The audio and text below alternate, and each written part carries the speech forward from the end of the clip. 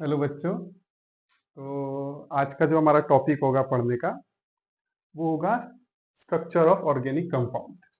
अब ये structure of organic compound जरूरी क्यों है, उसको थोड़ा समझना पड़ेगा हमें कि क्यों हम पढ़ाते हैं ये जेओसी जो है तुम्हारा जर्नल ऑर्गेनिक केमिस्ट्री, जहाँ पे हम बेसिक्स ऑफ ऑर्गेनिक केमिस्ट्री पढ़ते हैं, उसका एक बहुत इंपॉर्टेंट टॉपिक है। अब ये इंपॉर्टेंट क्यों है structure of organic compound, structure जरूरत क्यों है? अब अगर हम किसी भी मॉलिक्यूल को देखें या किसी भी एटम को भी देखें, तो हर एटम का जो प्रॉपर्टीज होता है कि मतलब वो कब कैसे बिहेव करेगा, या किसी मॉलिक्यूल का जो प्रॉपर्टी होता है, वो सब कुछ उसके स्ट्रक्चर पे डिपेंड करता है। ठीक है, तो इसलिए स्ट्रक्चर को समझना जरूरी है। अगर कोई बोले कि यार ये मॉलिक्यूल का बॉइलिंग पॉइंट हाई है, या ये मॉलिक्यूल इस तरह से रिएक्ट करता है, इस ये मॉलिक्यूल का फिजिकल प्रॉपर्टी ऐसा है, केमिकल प्रॉपर्टी ऐसा है, तो वो जो सारा जो प्रॉपर्टीज है वो ऐसा क्यों बिहेव करता है, उसका जो पूरा राज है वो उसके स्ट्रक्चर में छिपा हुआ है। तो इसलिए हमें उसका स्ट्रक्चर को समझना जरूरी है, स्ट्रक्चर को पढ़ना जरूरी है। अब देखो, हर मॉलिक्यूल के स्ट्रक्चर को हम नहीं समझ सकते, ऐसे रख नहीं सकते कि ये कैसा दिखता होगा, ऐसा दिखता होगा। तो इसलिए कुछ रूल्स होते हैं, उन रूल्स को हम समझ के हम बता सकते हैं ओके ये मॉलिक्यूल का स्ट्रक्चर ऐसा होता होगा। ठीक है, तो जो ऑर्गेनिक कंपाउंड में, ठीक है, वो जो रूल्स होंगे वो कौन से होंगे, किसके बेसिस पे हम किसी भी मॉलिक्यूल का स्ट्रक्चर बताएंगे कि ये इसका स्ट्रक्चर टेट्राहेड्रल है, ट्राइगोनल प्लेनर है, या जो भी है वो कैसे है। तो उसके पीछे जो सबसे इंपॉर्टेंट जो थ्योरी है वो है तुम्हारा हाइब्रिडाइजेशन का थ्योरी। तो हाइब्रिडाइजेशन एक ऐसा थ्योरी है, ठीक है, एक ऐसा फिनोमिना है जिसके हिसाब से हम किसी भी मॉलिक्यूल का स्ट्रक्चर को डिफाइन कर सकते हैं कि यार ये मॉलिक्यूल का स्ट्रक्चर ऐसा होगा। तो हम थोड़ा सा हाइब्रिडाइजेशन के बारे में पढ़ेंगे। अब देखो, हाइब्रिडाइजेशन क्या है? हाइब्रिडाइजेशन हम ऑलरेडी पढ़ चुके हैं। कहाँ पे? हम इनऑर्गेनिक में इसको ऑलरेडी पढ़ चुके होते हैं। इस एटॉमिक स्ट्रक्चर्स और केमिकल बॉन्डिंग जब हमारा चैप्टर आता है, तो वहां पे हम हाइब्रिडाइजेशन को ऑलरेडी उसका सारा A to Z उसके बारे में सब कुछ डिटेल में पढ़ते हैं। तो यहाँ पे भी हम थोड़ा सा पढ़ेंगे हाइब्रिडाइजेशन, बट इतना बहुत ज्यादा डिटेल में नहीं पढ़ेंगे, लेकिन इतना इनफ पढ़ेंगे जितना जरूरत होगा स्ट्रक्चर ऑफ ऑर्गेनिक कंपाउंड को समझने का। तो इतना हम इतना पढ़ लेंगे। अब दूसरी चीज क्या है कि हाइब्रिडाइजेशन पढ़ने के बाद जो हमारा जो बेसिक कंपाउंड है ऑर्गेनिक केमिस्ट्री में, फॉर एग्जांपल तुम्हारा मीथेन, इथेन, इथीन और इथाइन, इनके स्ट्रक्चर को हम लोग समझेंगे on the basis of that particular hybridization. ठीक है, कि मीथेन का स्ट्रक्चर कैसा होता है, इथेन का स्ट्रक्चर कैसा होता है, इथीन का स्ट्रक्चर कैसा होता है, और इथाइन का स्ट्रक्चर कैसा होता है। तो ये बेसिक ऑर्गेनिक मॉलिक्यूल्स हैं। अब इनका स्ट्रक्चर हम समझ लेंगे तो बाकियों के स्ट्रक्चर समझने में हमें आसानी होगी। ठीक है, तो बेसिक यहाँ पे हम सिर्फ इनके बारे में ही पढ़ेंगे, हर एक का स्ट्रक्चर को इंडिविजुअली हम समझेंगे। ठीक है, और उनके अंदर किस तरह से हाइब्रिडाइजेशन होता है, कैसे रोल प्ले करता है, उसको भी हम समझेंगे। अब इसके बाद आता है प्रॉपर्टीज ऑफ जो कार्बन है। अभी देखो, तीन तरह के हाइब्रिडाइजेशन के बारे में हम पढ़ेंगे: sp3 हाइब्रिडाइजेशन, sp2 हाइब्रिडाइजेशन और sp हाइब्रिडाइजेशन। ठीक है, अब अब देखो, इन्हीं तीन मॉलिक्यूल्स की अगर बात की जाए, यहाँ पे भी कार्बन है, यहाँ पे भी कार्बन है, यहाँ पे भी कार्बन है। बट इन तीनों कार्बन का, जो यहाँ पे कार्बन है, जो यहाँ पे कार्बन है और जो यहाँ पे कार्बन है, इन सब की प्रॉपर्टीज में थोड़े चेंजेस आ जाते हैं। अब वो चेंजेस क्यों आते हैं? That is because of the structure. और स्ट्रक्चर किस पे डिपेंड करता है? हाइब्रिडाइजेशन कैसा है। तो उनके बेसिस पे इनके प्रॉपर्टीज में, यानी कि हर एक जो कार्बन है डिफरेंट डिफरेंट मॉलिक्यूल्स में, उनकी प्रॉपर्टीज में थोड़ा चेंजेस आएंगे। तो आज का जो हमारा लेक्चर होगा, हम उन लेक्चर्स में इन तीन चीजों को समझेंगे। ठीक है, और एक एक चीज को डिटेल में समझेंगे, और उनके बेसिस पे हम डिफरेंशिएट करेंगे हर कार्बन के प्रॉपर्टीज में। ठीक है, और ये बहुत इंपॉर्टेंट पार्ट है तुम्हारा इस लेक्चर का। क्यों इंपॉर्टेंट है? बिकॉज ये जब हम पढ़ेंगे तो हमें जो आने वाले जो चैप्टर्स हैं उनमें उनको समझने में बहुत आसानी होगी। ठीक है, तो हम ज्यादा टाइम वेस्ट ना करते हुए हम सीधा हाइब्रिडाइजेशन पे आते हैं और थोड़ा सा स्टार्ट करते हैं।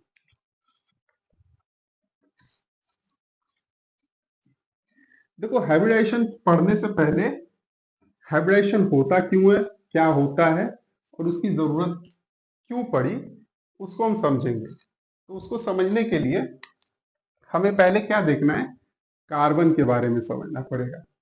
Organic chemistry is all about carbon, सब कुछ कार्बन में ही छुपा हुआ है, पूरा ऑर्गेनिक केमिस्ट्री। तो हमें और कार्बन के बारे में समझना पड़ेगा। अब देखो कार्बन को अगर देखा जाए, ठीक है, तो अगर कार्बन के पास पूछा जाए यार इलेक्ट्रॉन कितना होता है, तो बोलेंगे इनके पास 6 इलेक्ट्रॉन्स होता है।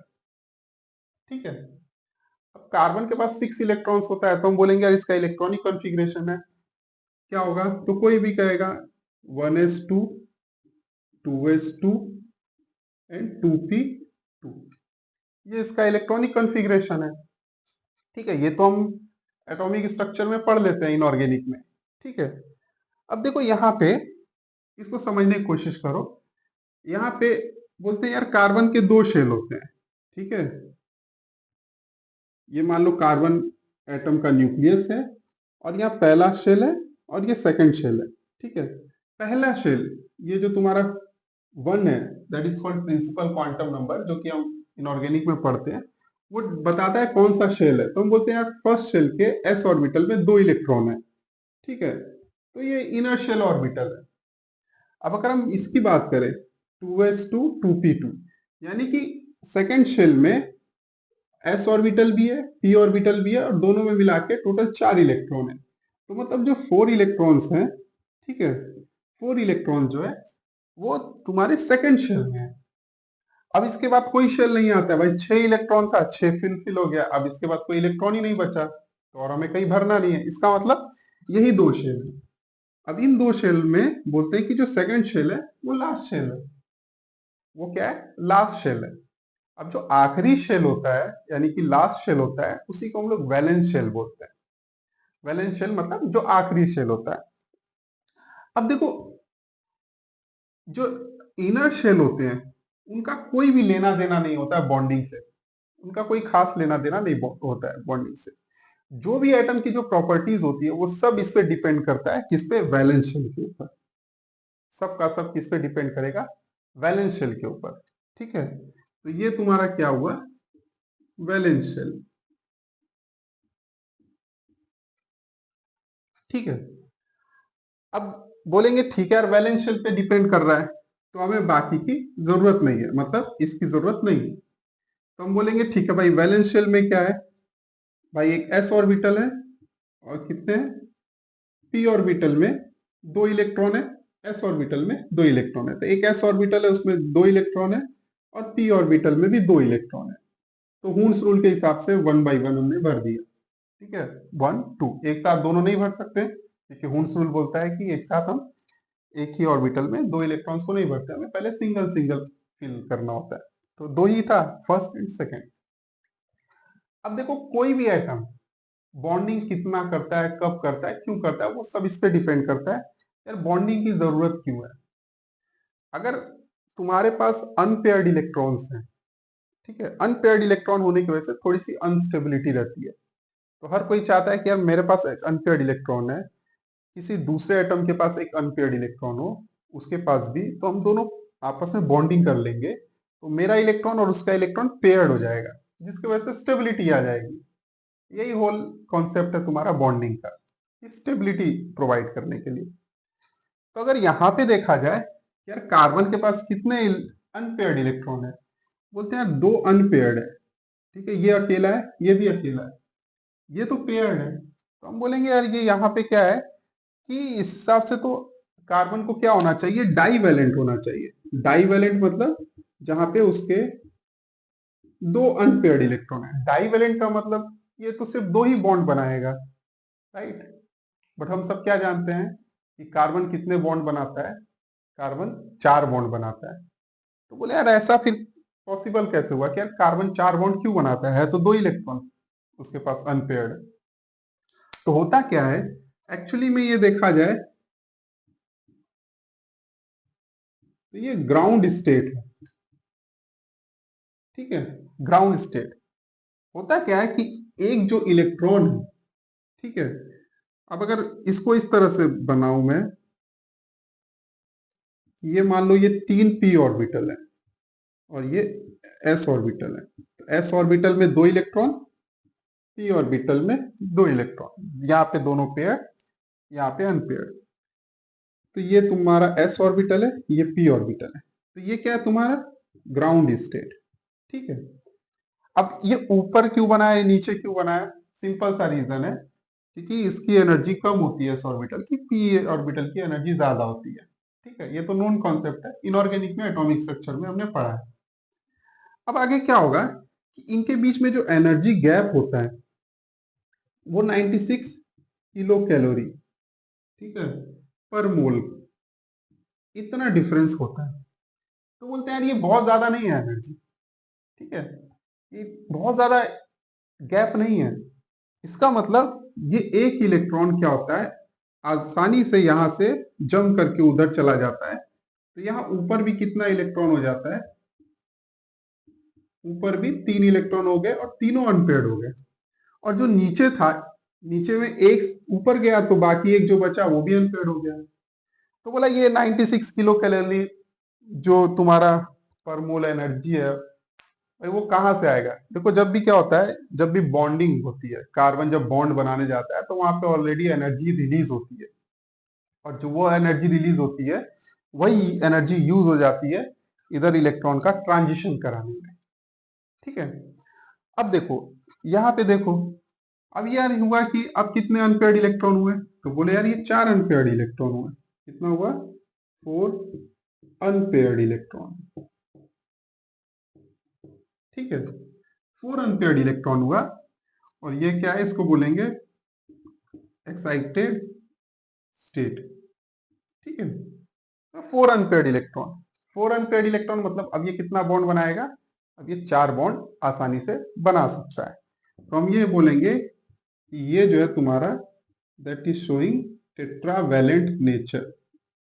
ठीक है, टेट्रावैलेंट नेचर ऑफ कार्बन। तो इस तरह से हम टेट्रावैलेंट क्यों होता है कार्बन, उसको हम एक्सप्लेन कर सकते हैं। ठीक है, कोई डाउट? तो ये सारा चीजें कि भाई 2 शेल है, पहला शेल काम का नहीं है, इंटरनल शेल, क्योंकि वो स्टेबल है। नेक्स्ट शेल में उसके पास 4 इलेक्ट्रॉन है, अब 4 में से 2 s है, 2 p में है, तो इसके हिसाब से 2 अनपेयर्ड है। अनपेयर्ड है दोनों, तो दो ही बॉन्ड बना सकता है। बट हम बोलते हैं नहीं, ये एनर्जी गैप ज्यादा नहीं होता है, एक इलेक्ट्रॉन आसानी से जंप कर जाता है। तो 4 इलेक्ट्रॉन टोटल सारे के सारे अनपेयर्ड हो गए। वैलेंस शेल इलेक्ट्रॉन जो है 4 है, चारों अनपेयर्ड है। इस वजह से अब ये 4 बॉन्ड बना सकता है, इजिली बना सकता है। ठीक है, तो यहाँ पे कोई दिक्कत नहीं। अब आगे देखते हैं। ठीक है, तो ये इंपॉर्टेंट था तुम्हारा कार्बन को इतना समझना, हाइब्रिडाइजेशन को समझने से पहले। अब हाइब्रिडाइजेशन क्यों इंपॉर्टेंट है उसको हम लोग थोड़ा समझने की कोशिश करेंगे कि हाइब्रिडाइजेशन ना होता तो क्या होता, और हाइब्रिडाइजेशन होता हुआ है तो उसकी वजह से क्या हुआ है। ठीक है,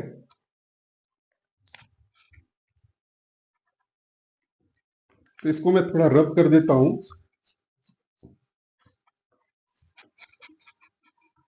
तो अब आते हैं हाइब्रिडाइजेशन क्यों इंपॉर्टेंट है। और हाइब्रिडाइजेशन का जो कॉन्सेप्ट है, हाइब्रिडाइजेशन एक ऐसा कॉन्सेप्ट है जिसको बोलते हैं यार एक थ्योरेटिकल, एक हाइपोथेटिकल कॉन्सेप्ट है। ठीक है, एक हाइपोथेटिकल कॉन्सेप्ट है जिसका ऐसा कोई प्रूफ नहीं है, प्रूफ नहीं है। बट स्टिल अगर हम मान लें कि ऐसा होता है हाइब्रिडाइजेशन, तो हम बहुत सारी चीजों को एक्सप्लेन कर सकते हैं। यार ये कार्बन ऐसा क्यों है, इसका स्ट्रक्चर ऐसा क्यों है। तो एक हाइपोथेटिकल कॉन्सेप्ट है। तो चलो उसको समझने की कोशिश करते हैं। तो उसको समझने के लिए हमें थोड़ा एक मीथेन, मीथेन का बारे में थोड़ा समझना पड़ेगा, मीथेन के स्ट्रक्चर को उसके हिसाब से हम एक्सप्लेन करेंगे। देखो मीथेन, देखो मीथेन में क्या है, एक कार्बन है, 4 हाइड्रोजन है। अब अगर तुम हाइड्रोजन की बात करो तो हाइड्रोजन के पास एक ही इलेक्ट्रॉन होता है। तो उसका जब तुम इलेक्ट्रॉनिक कॉन्फ़िगरेशन करोगे तो क्या होगा, 1s1। ठीक है, इसका मतलब क्या है कि भाई मीथेन का ये, सॉरी ये हाइड्रोजन का न्यूक्लियस है और उसके पास एक s ऑर्बिटल है। ठीक है, s ऑर्बिटल है जिसके अंदर एक इलेक्ट्रॉन जो है घूमता रहता है। s ऑर्बिटल क्या है, ये स्फेरिकल। ठीक है, ये स्फेरिकल होता है, ऑर्बिटल का जो तुम्हारा शेप होता है वो स्फेरिकल होता है। तो उस इतने प्लेस पे वो इलेक्ट्रॉन जो है घूमता रहता है, घूमता रहता है। ठीक है, ये पढ़ा है हमने एस ऑर्बिटल का शेप। अब हम बोलते हैं कि यार ये कार्बन है और उसके साथ 4 हाइड्रोजन ने बॉन्डिंग की है। ठीक है, अब देखो हमने कार्बन में क्या देखा कि भाई 3 पी ऑर्बिटल है, तीनों के पास ये, ठीक है, और ये एस ऑर्बिटल में एक है, और पी के 3 ऑर्बिटल से एक एक इलेक्ट्रॉन है। अब हम बोलेंगे ठीक है, तुम्हारे पास हाइड्रोजन कितने हैं? 4 है, तो इस तरह के 4 हाइड्रोजन हैं और चारों ने कार्बन के साथ बॉन्ड बनाया है। तो अगर बात करें, अगर इसकी बात करें, देखो पी ऑर्बिटल की अगर सिर्फ बात करें, तो अगर ये कार्बन का न्यूक्लियस मान ले, तो देखो पी का मतलब ये 3 ऑर्बिटल क्या है? P X, P Y, P Z, ऐसा जानते हैं हम लोग। एक्स वाई जेड का मतलब क्या है कि 3 एक्सिस अगर कंसीडर करो, एक्स वाई जेड, ठीक है, 3 एक्सिस कंसीडर करो, ये एक्स है, ये वाई है, ये जेड है, तो ये एक पी ऑर्बिटल होगा, ऐसा डंबल शेप। ये तुम्हारा पी एक्स मान लो हो गया, ये भी डंबल शेप, और ये हो गया तुम्हारा पी जेड, ये भी डंबल शेप। तो 3 डंबल शेप के ऑर्बिटल्स। अब हम देख रहे हैं हर ऑर्बिटल में यार एक एक इलेक्ट्रॉन है, ठीक है, एक इलेक्ट्रॉन, एक इलेक्ट्रॉन और एक इलेक्ट्रॉन, ऐसा। ठीक है, अब देखो क्या हुआ कि अगर हम तीनों ऑर्बिटल की बात करें, P X, P Y, P Z, मतलब क्या है, ये तीनों एक दूसरे के परपेंडिकुलर है ना। जैसे कि कोई भी तुम रूम कंसीडर करो, कोई भी कमरा, उसके जो कॉर्नर है उसको कंसीडर करो, ठीक है, तो ये तुम्हारा पी एक्स है, ये पी वाई हो गया और ये पी जेड हो गया, है ना। तीनों क्या है? एक दूसरे के परपेंडिकुलर है, राइट। यानी कि तीनों के बीच में एंगल कितना है? 90 डिग्री, राइट। अब अगर मैं बोलूं कि 4 हाइड्रोजन में से, ठीक है, 3 हाइड्रोजन आके बॉन्ड बनाए, हालांकि 4 बनाएंगे, 3 तो इसके साथ बनाएंगे, 3 पी ऑर्बिटल के साथ, चौथा एस के साथ, चौथे को अभी इग्नोर करते हैं थोड़ी देर के लिए। तो 3 मान लो, 3, एक हाइड्रोजन आया, हाइड्रोजन का एस ऑर्बिटल, वो अपना इलेक्ट्रॉन लेकर आया, ये हाइड्रोजन दूसरा एस ऑर्बिटल, वो अपना इलेक्ट्रॉन लेकर आया, और ये तीसरा हाइड्रोजन, वो भी अपना एक इलेक्ट्रॉन लेकर आया, तीनों ऐसे से बॉन्ड बन गया। तो बॉन्ड कुछ किस तरह से दिखेगा यार? इस तरह से दिखेगा, और इनके बीच में एंगल कितना है? ये भी 90, ये भी 90 डिग्री, ये भी 90 डिग्री। सारे बॉन्ड कैसे दिख रहे हैं? 90 डिग्री। बट हम सब जानते हैं कि जो कार्बन का जो स्ट्रक्चर होता है, मीथेन का जो स्ट्रक्चर है, वो ऐसा नहीं होता है ना। वो कैसा होता है? टेट्राहेड्रल होता है। अब ये देखो टेट्राहेड्रल, हमने स्ट्रक्चर सुना है, टेट्राहेड्रल में क्या होता है, ठीक है, कि जो सारे 4 जो बॉन्ड्स होते हैं, वो इस तरह से चारों ऑर्गेनाइज होते हैं, एक टेट्राहेड्रल स्ट्रक्चर बनेगा, और सबके बीच में एंगल कैसा होगा? 109 डिग्री। ठीक है, एक स्ट्रक्चर दिखाता हूं मैं ऐसा, इसको देखो, ये एक टेट्राहेड्रल स्ट्रक्चर है, कि ये कहीं से भी पकड़ो, एक ऊपर तो 3 ऐसे नीचे, ठीक है, ऐसे नीचे, इसको पकड़ो तो ऐसे 3 नीचे, इसको पकड़ो तो ऐसे 3 नीचे, ऐसे पकड़ो तो ऐसे 3 नीचे। तो ये जो सारे एंगल्स है, वो कैसे एंगल्स है? 109 डिग्री के, है ना, इट्स नॉट 90 डिग्री। तो बोले यार ऐसा कैसे हुआ? है, मतलब फिर क्यों ऐसा, हम कैसे एक्सप्लेन करेंगे? हमें यहाँ पे तो दिख रहा है क्या 90 डिग्री होना चाहिए, लेकिन आप बता रहे हो कि 109 डिग्री है, 109 डिग्री, तो उसको एक्सप्लेन कैसे करेंगे? तो वहां पे जो कॉन्सेप्ट आया, वहां पे आया हाइब्रिडाइजेशन का कॉन्सेप्ट। वो कॉन्सेप्ट क्या था? उसने क्या बोला? एक हाइपोथेटिकल एक कॉन्सेप्ट था, उसके हिसाब से क्या था, हाइब्रिडेशन ये बोला, ठीक है, हाइब्रिडेशन ये बोला कि जो भी तुम्हारे ऑर्बिटल्स होंगे, ठीक है, जो कि तुम्हारे बॉन्डिंग में पार्टिसिपेट करने वाले हैं, ये सिर्फ वैलेंस शेल के लिए है, वैलेंस शेल ऑर्बिटल्स के लिए, अंदर के इंटरनल इंटरनल शेल ऑर्बिटल्स वगैरह के लिए नहीं है, जो इनर शेल ऑर्बिटल्स, ठीक है। हाइब्रिडेशन ये बोला, हाइब्रिडाइजेशन बोला कि जब भी बॉन्डिंग होने वाली रहेगी, और जो ऑर्बिटल्स बॉन्डिंग में पार्टिसिपेट करने वाले रहेंगे, ठीक है, वो पहले आएंगे और साथ में इंटरमिक्स हो जाएंगे, ठीक है, आपस में क्या हो जाएगी? उनकी मिक्सिंग हो जाएगी, और जब वो मिक्स होंगे तो कुछ नए ऑर्बिटल बनेंगे। मतलब उनका जो पुराना जो रूप था, ठीक है, वो चेंज हो जाएगा, अभी वो नया बनेगा। तो बोले कि एक तो पहला है कि हाइब्रिडेशन होता कब है, बोला before bond formation. Bond formation के पहले जो ऑर्बिटल्स हैं जो पार्टिसिपेट करने वाले हैं वो मिक्स कर जाएंगे, हाइब्रिडाइज हो जाएंगे। अब उसके बाद दूसरा रूल क्या बोलता है कि ये जितने ऑर्बिटल्स मिक्स हो रहे हैं उतने ही नए ऑर्बिटल्स बनेंगे। ओके, उतने ही क्या होंगे, नए ऑर्बिटल्स बनेंगे। ठीक है, तो हाइब्रिडेशन का पहला रूल क्या था कि भाई पहला बिफोर फॉर्मेशन ऑफ बॉन्ड, ठीक है, बॉन्ड फॉर्मेशन ये पहले होगा। तो ये कार्बन जो है, ये कार्बन बॉन्ड बनाने जा रहा है किसके साथ, हाइड्रोजन के साथ। तो क्या होगा कि इनके जो ऑर्बिटल्स हैं वो क्या होंगे, मिक्स हो जाएंगे, हाइब्रिडाइज हो जाएंगे। और हाइब्रिडाइज होने के बाद चार नए ऑर्बिटल बनेंगे। भाई चार क्यों बनेंगे, क्योंकि तीन ये है और चार ये, तो जितने मिक्स हो रहे हैं उतने नए ऑर्बिटल बनेंगे। ठीक है, अब दूसरा चीज है कि देखो इनका जो एनर्जी भी है वो भी अभी सेम नहीं है, राइट। अभी देखो जैसे कि जस्ट एक कंसीडर करो, इसको हमने ऊपर क्यों बनाया है, क्योंकि हमने पहले बताया कि यार पी ऑर्बिटल की एनर्जी ज्यादा है इसलिए ऊपर बनाया है। इसकी नीचे नीचे क्यों बनाया है, क्योंकि ये एस ऑर्बिटल है, इसकी एनर्जी कम है।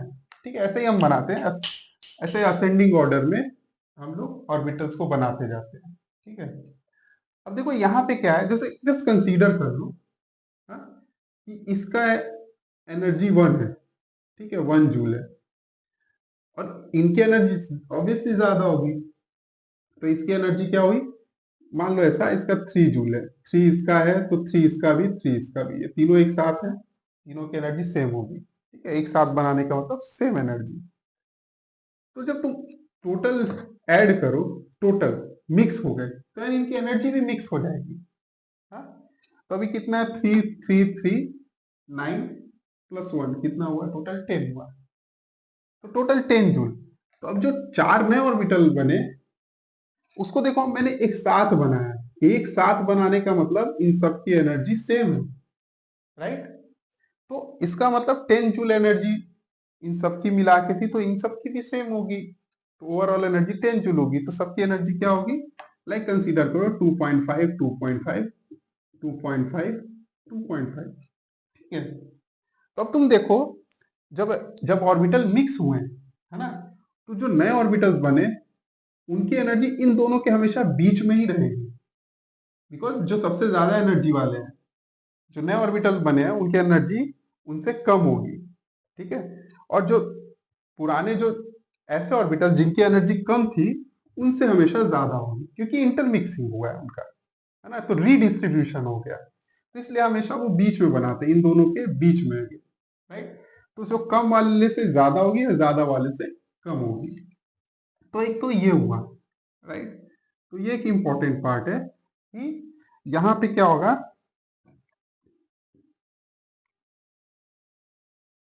नंबर ऑफ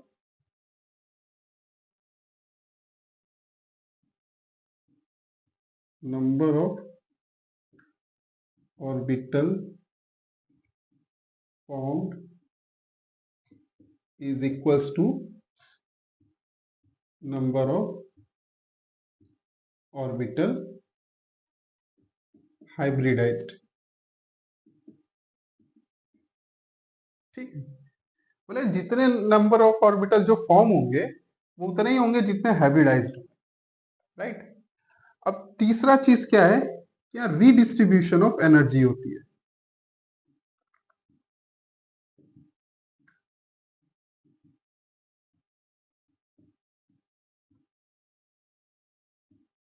मैंने बताया रीडिस्ट्रीब्यूशन ऑफ एनर्जी। ओके, अब यहाँ पे देखो कि यार चारों, फिर ये जो चारों इलेक्ट्रॉन्स है वो कहाँ जाएंगे, तो वो जो चारों इलेक्ट्रॉन्स हैं अब ये चार नए ऑर्बिटल्स में जाएंगे। और जो यहाँ पे हम लोग इलेक्ट्रॉन्स को जो भरते हैं ना, वो पॉली एक्सक्लूजन और हुन्स रूल के जो भी तुम्हारे प्रिंसिपल थे उनको फॉलो करते हैं, है ना, कि ऐसा होगा कि एक एक इलेक्ट्रॉन्स करके हम भरेंगे, ऐसा नहीं कि पहले में ही दोनों भर दिया, नहीं, वो हुन्स रूल को फॉलो करेंगे यहाँ पे भी। ठीक है। अब देखो इसके अलावा और क्या बोलता है हाइब्रिडेशन, और क्या बोलता है हाइब्रिडेशन, बोलता है कि ऑर्बिटल का एनर्जी चेंज हो गए, जो नए बने उनका शेप भी चेंज हो जाएगा। शेप कैसे? अब देखो यहाँ पे 3p ऑर्बिटल्स थे, p ऑर्बिटल का शेप कैसा है, ऐसा है, राइट। तो 3p ऑर्बिटल थे और s ऑर्बिटल एक था। ठीक है, तो इन दोनों का मिक्सिंग हुआ है। ठीक है, तो जो नया ऑर्बिटल्स बनेंगे उनका शेप कुछ ऐसा होगा, इस तरह से दिखेगा, राइट, इस तरह से। और जो भी तुम्हारा इलेक्ट्रॉन्स होंगे वो हमेशा ऊपर वाले लोब में रहेंगे, इस तरह से ओवल शेप दिखेगा, इस तरह से। ठीक है, तो ये हुआ।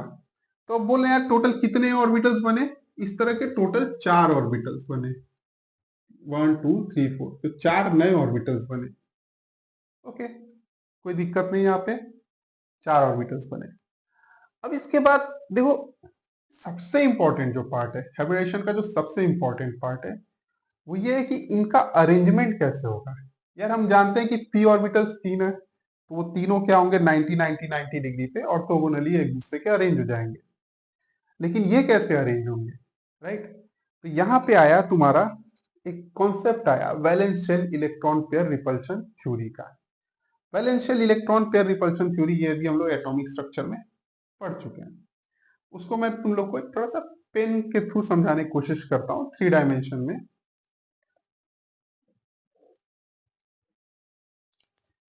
देखो मेरे पास फॉर एग्जांपल मैं बोलता हूं कि यार वैलेंशियल इलेक्ट्रॉन पेयर रिपल्शन थ्योरी का मतलब क्या है, और तुम उसका मतलब जो उसके नाम में ही छिपा हुआ है।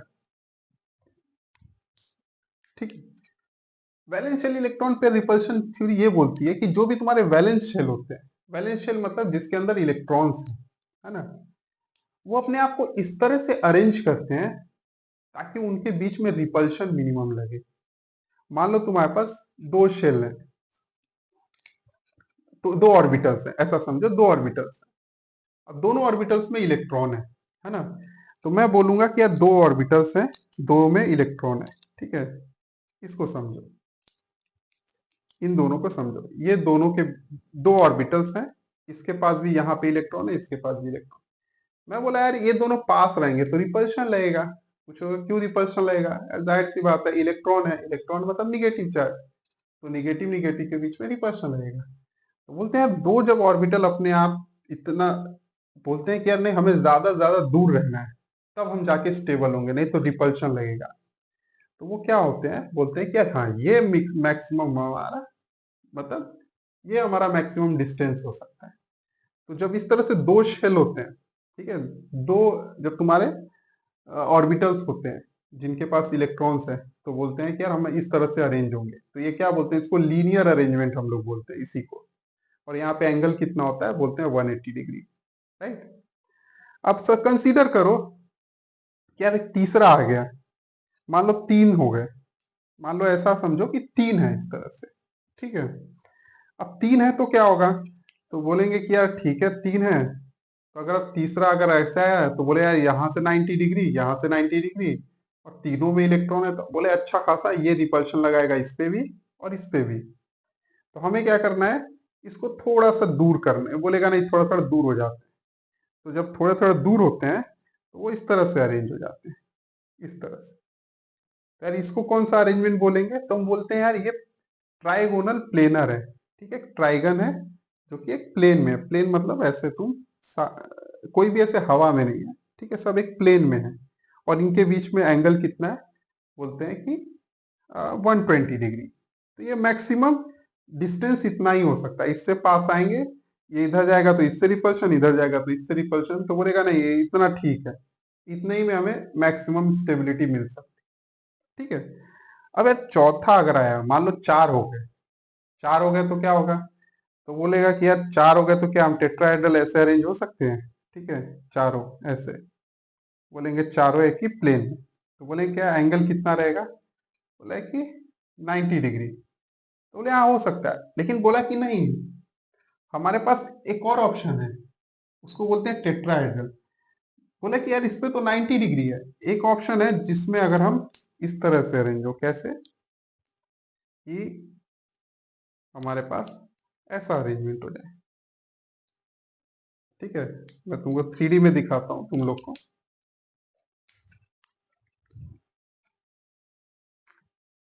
ऐसा समझो, दिस वन, चार देखो ये चारों इस तरह से अरेंज है।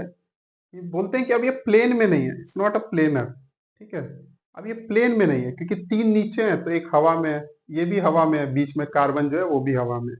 तो ये कार्बन के अराउंड चारों जो ऑर्बिटल्स हैं इस तरह से अरेंज हुए हैं कि ये मैक्सिमम डिस्टेंस पे है। अब इससे ज्यादा वो डिस्टेंस नहीं एक दूसरे से रख सकते हैं, ये मैक्सिमम है। तो इसको 109 डिग्री बोलते हैं।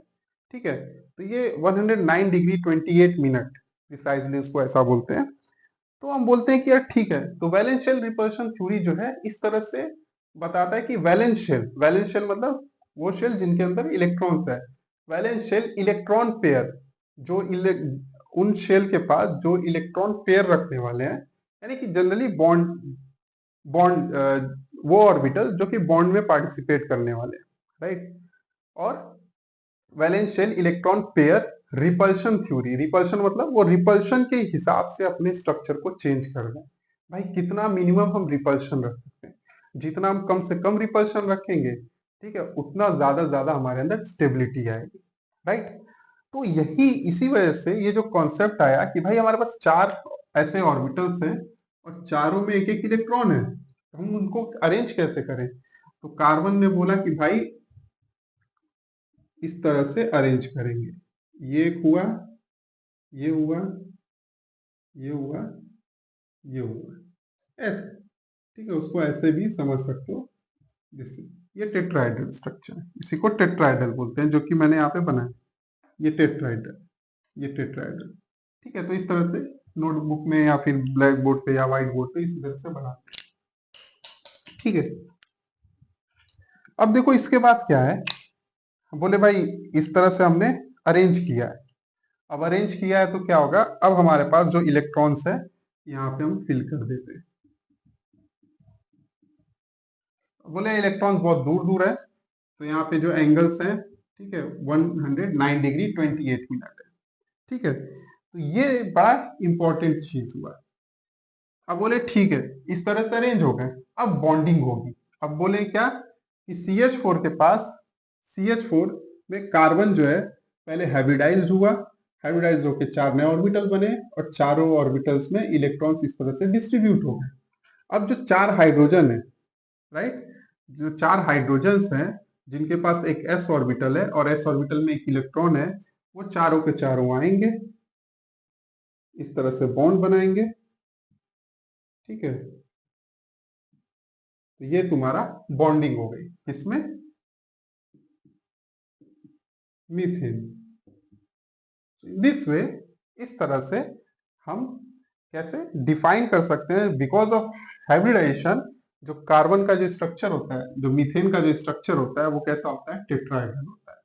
तो अगर हम हाइब्रिडाइजेशन को नहीं लेते तो अभी जैसे बताया था यहाँ पे, या तीन ही पी ऑर्बिटल रहते हैं, वो तीनों आपस में तुम्हारा 90 डिग्री है, तो एंगल भी सारे बॉन्ड्स में क्या होता है, 90 डिग्री होता है। जबकि ऐसा नहीं है, एक्चुअली में जो पाया गया है वो क्या है, नहीं, 109 डिग्री 28 मिनट है। तो वो कैसे पॉसिबल है, that is because of hybridization, right. तो ये पूरा का पूरा एक कॉन्सेप्ट था हाइब्रिडाइजेशन का, और उसके बेसिस पे हमने डिफाइन किया मीथेन के स्ट्रक्चर को। तो हमारा एक स्ट्रक्चर ऑटोमेटिकली हमने पढ़ लिया, मीथेन का स्ट्रक्चर हमारा हो गया। तो ये सारा चीजें हैं।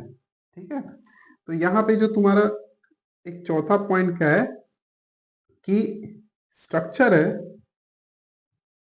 स्ट्रक्चर है वो कैसे डिफाइन होता है, valence shell electron pair repulsion theory के बेस पे। इसी को हम लोग शॉर्ट में वेस्पर थ्योरी भी बोलते हैं। तो ये valence shell electron pair repulsion theory. अब देखो valence shell electron pair repulsion theory क्यों, क्योंकि ये देखो ये इलेक्ट्रॉन पेयर्स हैं, राइट, ये इलेक्ट्रॉन पेयर्स हैं। ये वैलेंस शेल के इलेक्ट्रॉन्स थे जो कि पार्टिसिपेट कर रहे हैं बॉन्डिंग में। तो ये पेयर है, ये पेयर जो है आपस में एक दूसरे को रिपल्शन क्रिएट कर रहे हैं। रिपल्शन क्रिएट करने की वजह से एक दूसरे को दूर दूर रखने की कोशिश कर रहे हैं। तो बोलते हैं कि यहाँ पे यही एक बेस्ट अरेंजमेंट है, प्रोबेबल स्ट्रक्चर है जहाँ पे हम सबसे दूर रह सकते हैं टेट्राहेड्रल स्ट्रक्चर में। तो उसके हिसाब से वैलेंशियल इलेक्ट्रॉन पेयर रिपल्शन थ्योरी के हिसाब से हमारा जो स्ट्रक्चर आया वो टेट्राहेड्रल है। तो ये तुम्हारा खत्म हुआ मीथेन का स्ट्रक्चर। और यहाँ पे एक छोटा सा हमने एक जो कॉन्सेप्ट था हाइब्रिडाइजेशन का, मतलब एक समरी के रूप में पढ़ा यहाँ पे। हालांकि और भी बहुत सारी चीजें, बट यहाँ पे ऑर्गेनिक केमिस्ट्री में इतना इनफ है तुम्हें समझने के लिए।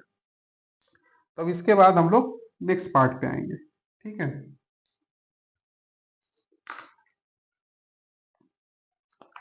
तो यहाँ पे हो गया हमारा इसका मीथेन का स्ट्रक्चर, वैलेंशियल इलेक्ट्रॉन पेयर थ्योरी से कैसे हमने और हाइब्रिडाइजेशन का यूज करके हमने उसको कैसे समझा, ठीक है। अब हम आते हैं थोड़ा सा इसके ऊपर, दैट इज इथेन।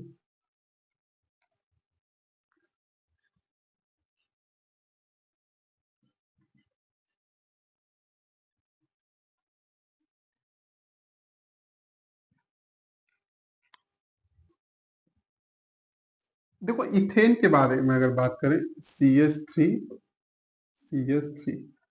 देखो ये दोनों कार्बन, दो कार्बन है, दोनों के बीच में आपस में बॉन्ड है, और हर एक कार्बन 3 हाइड्रोजन के साथ बॉन्ड बना रहा है, राइट। तो इसका मतलब दोनों एक ही जैसे हैं।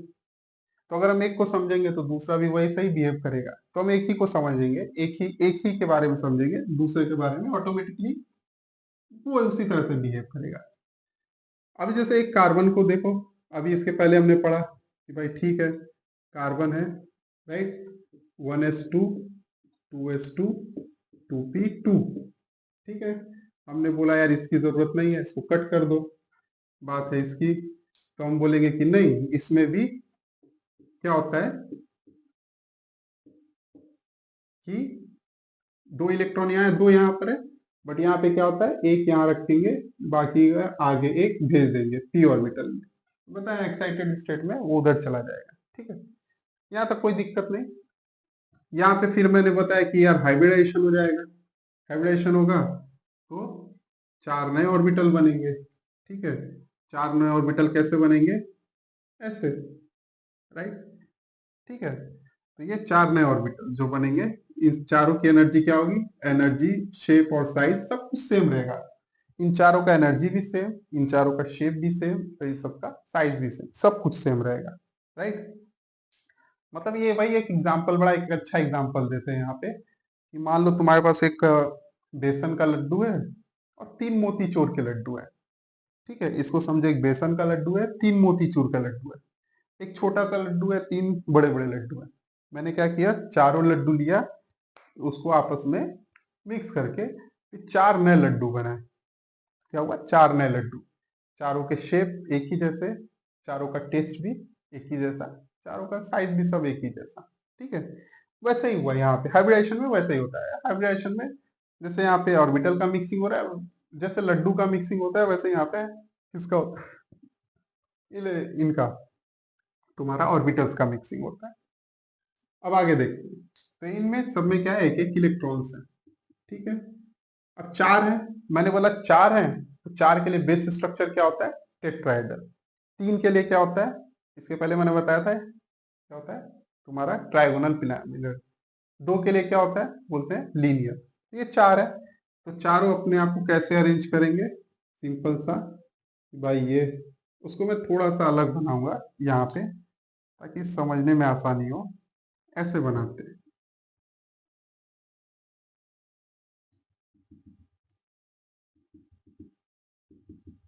ठीक है। ये टेट्राहेड्रल स्ट्रक्चर है। वे इसको मैं क्यों ऐसे बनाया हूँ, ऐसे समझ लो, ये मैंने ऐसे बना दिया इस तरह से, ठीक है, ताकि हमें स्ट्रक्चर ड्रॉ करने में आसानी हो। तो ये टेट्राहेड्रल स्ट्रक्चर है, ठीक है। तो मैंने बताया क्या होगा, टोटल 4 ऑर्बिटल है, ये एक हुआ, ये दूसरा हुआ, ये तीसरा हुआ, और ये चौथा हो गया। 4 ऑर्बिटल हो गए, चारों में एक एक इलेक्ट्रॉन है, एक इसमें, एक इसमें, एक इसमें, और एक इसमें। अब देखो, एक कार्बन जो है 3 हाइड्रोजन के साथ बॉन्ड बना रहा है, ठीक है, ऐसे भी लोग ये आसानी से 3 हाइड्रोजन, थोड़ा ओपन स्ट्रक्चर बना दिया, समझने में आसानी। तो 3 हाइड्रोजन के साथ बॉन्ड बना रहा है, तो चलो यहाँ पे ये देखो, ये एक हाइड्रोजन के साथ बना लिया, ये हाइड्रोजन के साथ और ये हाइड्रोजन के साथ। ठीक है, देखो इसी को सिग्मा बॉन्ड बोलते हैं हम लोग। जब भी ऐसे हेड टू हेड ओवरलैपिंग होती है तो उसको बोलते हैं सिग्मा बॉन्ड फॉर्मेशन हो रहा है। तो यहाँ पे 3 हाइड्रोजन के साथ उसने क्या किया, सिग्मा बॉन्ड बना लिया, राइट। अब देखो जैसे ये कार्बन है वैसे दूसरा कार्बन भी है, सेम उसका भी सब कुछ वैसे ही होगा। ठीक है, तो उस कार्बन को मैं यहाँ बना रहा हूँ, ये दूसरा, ये एक कार्बन है, इसको ले लो C2 मान लो, इसको मान लो C1 मान लो। भाई इसके पास भी 4 ऑर्बिटल्स है, ऐसे ही हाइब्रिडाइज्ड हो गए हो जो। तो ये लो एक, सॉरी ये लो एक, ये ऐसा हो गया, ये हो गया तुम्हारा ऐसा, ये हो गया तुम्हारा ऐसा और ये हो गया तुम्हारा ऐसा। 4 ऑर्बिटल, एक इधर इलेक्ट्रॉन, एक इधर, एक इधर। ये भी 3 हाइड्रोजन के साथ बॉन्डिंग कर रहा है, यहाँ पे देखो। ठीक है, तो ये 3 हाइड्रोजन यहाँ पे हो गए, तीनों के साथ सिग्मा बॉन्ड बना रहा है। ठीक है, अब यहाँ पे ये भी एक ऑर्बिटल है, इसमें भी एक इलेक्ट्रॉन है। तो ये जो ऑर्बिटल है, ये इस कार्बन के एक ऑर्बिटल के साथ बॉन्ड बना रहा है, तो ये आपस में भी एक बॉन्ड बना रहा है, राइट। यहाँ पे ये वाला बॉन्ड, तो ये भी क्या है, हेड टू हेड ओवरलैप है। अब हम जानते हैं कि हेड टू हेड ओवरलैपिंग होती है। ठीक है, तो हम बोलते हैं कि इसी को हम लोग क्या बोलते हैं, सिग्मा बॉन्ड बोलते हैं। ठीक है, तो अब यहाँ पे इस तरह से this is the structure of तुम्हारा इथेन, यही स्ट्रक्चर। पूछे भाई टोटल कितने तुम्हारे पास, टोटल कितने बॉन्ड है, तो बोलेंगे 3 इधर है, 3 इधर है और एक इधर है। टोटल कितने बॉन्ड हुए, 7 बॉन्ड। तो सातों के सातों क्या है, सिग्मा बॉन्ड। तो एक बड़ा इंपॉर्टेंट मैसेज ये है कि यहाँ पे हाइब्रिडाइज्ड ऑर्बिटल जो होते हैं,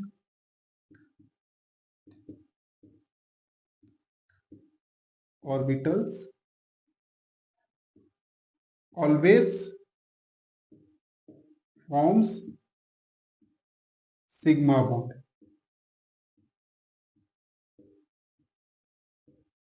सिग्मा बॉन्ड बनाते हैं हमेशा, पाई बॉन्ड कभी नहीं बनाते।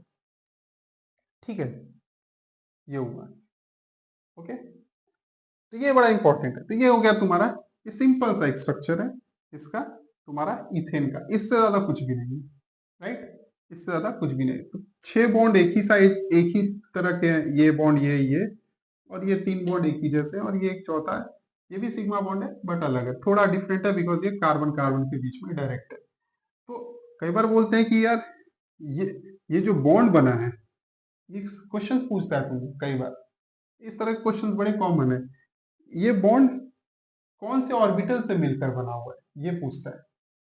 तो हम बोलेंगे कि यार ये जो कार्बन है, इस कार्बन का sp3 और इस कार्बन का sp3। ठीक है, तो ये sp3 कार्बन के, ठीक है, sp3 ऑर्बिटल और sp3 ऑर्बिटल जब आपस में ओवरलैप किए हैं तो ये बॉन्ड बना। ठीक है, तो एक कार्बन का sp3, दूसरे कार्बन का sp3। बाकी की पूछा जाए यार ये बॉन्ड कौन सा है, तो बोलते हैं कि s ऑर्बिटल है हाइड्रोजन का और sp3 ऑर्बिटल है किसका, तुम्हारा कार्बन का, राइट। ये जो चारों ऑर्बिटल्स के नाम है वो क्या है, sp3। भाई sp3 क्यों नाम दिया गया, हाइब्रिडेशन में ये बड़ा कॉमन है। sp3 नाम क्यों दिया गया, बिकॉज ये एक s ऑर्बिटल है और 3 p ऑर्बिटल। तो नाम हमेशा ऐसे देते हैं कि जो नए ऑर्बिटल्स बने हैं वो किससे बने हैं, तो बोलते हैं यार ये जो चारों ऑर्बिटल्स बने वो किसके मिक्सिंग से बने, तो बोले एक s ऑर्बिटल था और 3 p ऑर्बिटल्स थे। p ऑर्बिटल कितने थे, 3 थे। तो ये उसका नाम हुआ, हाइब्रिडेशन का नाम ऐसे ही होता है कि जो ऑर्बिटल मिक्स होते हैं, कितने ऑर्बिटल मिक्स हुए, कौन कौन से ऑर्बिटल मिक्स हुए, अकॉर्डिंग टू दैट उसका हम नाम दे देते हैं।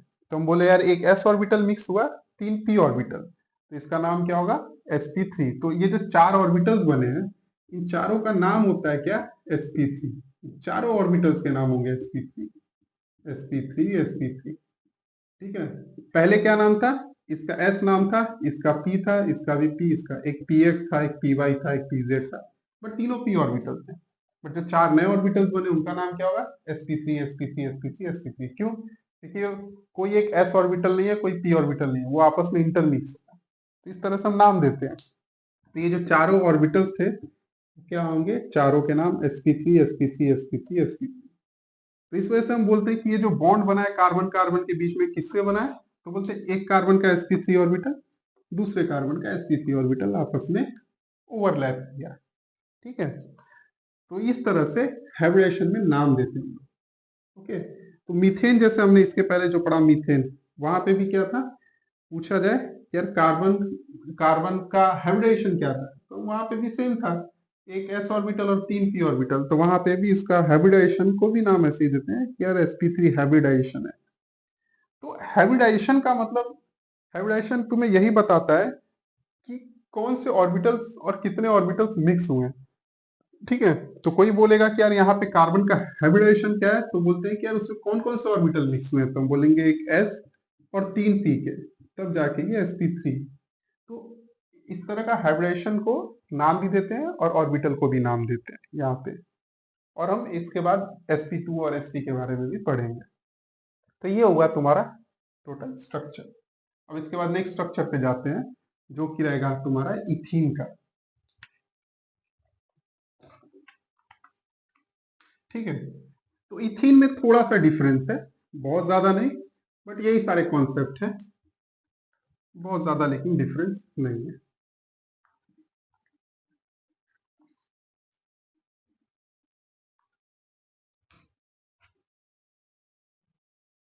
CH2 double bond CH2। ठीक है, तो ये क्या हो गया तुम्हारा? इथीन। ठीक है, इथीन। इस CH2 ओपन करके बनाया तो क्या दिख रहा है तुम्हें? यहाँ पे इस तरह से बॉन्डिंग है, राइट। अब देखो यहाँ पे भी सेम है, ये दोनों कार्बन क्या, इसको C1 मान लो, C2 मान लो, दोनों एक ही जैसे दिख रहे हैं। ये कार्बन आपस में डबल बॉन्ड है और दोनों जो है दो दो हाइड्रोजन के साथ बॉन्डेड है, तो एक को समझेंगे तो दूसरे को ऑटोमेटिकली हम समझ जाएंगे। ठीक है, तो देखो बताया कार्बन के पास 6 इलेक्ट्रॉन, 1s2 2s2 2p2, ये काम का नहीं, ये काम क्या है? और उसमें भी ऑर्बिटल में कैसा होता है? इस तरह से होता है, इस तरह से डिस्ट्रीब्यूशन होता है एक्साइटेड स्टेट में। ठीक है, ये एक्साइटेड स्टेट में। ठीक है, अब देखो यहाँ पे थोड़ा डिफरेंस है। डिफरेंस क्या है? हाइब्रिडाइजेशन। बोल रहा है कि यार देखो यहाँ पे सिर्फ एक s ऑर्बिटल और दो p ऑर्बिटल ही मिक्स होते हैं, सिर्फ इतना, एक अकेला रह जाता है, राइट। तो हम बोलते हैं कि यार एक s और दो p आपस में मिक्स होंगे और एक p जो है अनहाइब्रिडाइज रह जाएगा। तो एक s और तीन p, सॉरी दो p, एक s और दो p, टोटल कितने बने? तीन। और एक जो p ऑर्बिटल है, ठीक है, एक p ऑर्बिटल है वो अनहाइब्रिडाइज रहेगा। ओके, अब यहाँ पे देखो होता क्या है कि भाई कितना ऑर्बिटल मिक्स हुआ, तो बोलते हैं यार कि एक s और p के कितने? दो। तो टाइप ऑफ हाइब्रिडाइजेशन क्या हुआ तुम्हारा? बोलेंगे sp2 हाइब्रिडाइजेशन। हाँ, और बोलेंगे कि हर एक ऑर्बिटल का मतलब नाम क्या है, तो हर एक ऑर्बिटल का नाम क्या है? sp2 sp2 sp2। ये जो तीनों नए ऑर्बिटल्स बने तीनों का नाम sp2 है। ठीक है, टोटल 4 इलेक्ट्रॉन थे, तो उसको इस तरह से आपस में डिस्ट्रीब्यूट कर दिया। इनके बीच में ज्यादा एनर्जी गैप नहीं होता, इसलिए चौथा जो ऑटोमेटिकली वहां चला जाता। अगर बहुत ज्यादा एनर्जी गैप होता तो चौथा इधर ही कहीं रह जाता, आगे नहीं जा पाता। ठीक है, तो हम बोले कि यार एक s ऑर्बिटल और दो p ऑर्बिटल, ठीक है, दो p ऑर्बिटल मिक्स हुए तो तीन नए ऑर्बिटल बने। ठीक है, और तीनों के पास एक एक इलेक्ट्रॉन है, इस तरह से। तो यहाँ पे हाइब्रिडाइजेशन जो पूछेगा तो सबसे पहले हम बताएंगे हाइब्रिडाइजेशन कैसा है, sp2 है। अब आगे बढ़ते हैं। तो देखो यार मैंने बताया कि जब तुम्हारे पास दो ऑर्बिटल रहे तो बोलते हैं यार उनके बीच में हमें मिनिमम रिपल्शन रखना है, तो हम क्या करते हैं उसको 180 डिग्री पे रखते हैं। और अपन ने बताया कि जब तीसरा आ जाता है तो थोड़ा सा हम बोलते हैं कि नहीं बीच में एक और रखना पड़ेगा, यानी कि तुम्हें ट्राइगोनल प्लेनर, इसको इस तरह से दिखा सकते हैं, इस तरह से देखो, ये ट्राइगोनल प्लेनर। प्लेनर मतलब इसको ऐसे रख दो तो एक ही प्लेन में सारे एटम आ जाते हैं तुम्हारे, बीच में कार्बन और जो बाकी के जो है वो भी। तो ये बोलते हैं कि तीनों के इस तरह से अगर अरेंज हो गए, ठीक है, तो बोलते हैं कि इनके बीच में जो एंगल है वो क्या होगा, 120 डिग्री रहेगा। ये तो ज्यादा हो गया ना तुम्हारा, किससे, टेट्राहेड्रल से, और भी ज्यादा। टेट्राहेड्रल में कितना था, 109 डिग्री, ठीक है। यहाँ पे क्या हो गया तुम्हारा 120 डिग्री। तो यहाँ पे इथेन में सबसे पहले क्या होगा कि जो हाइब्रिडाइजेशन है, ठीक है,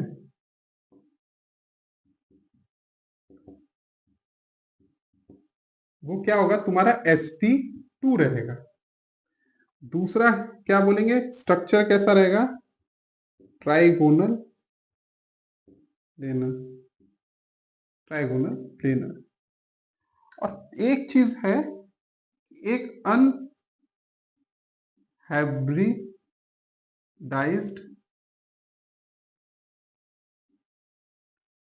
पी ऑर्बिटल है,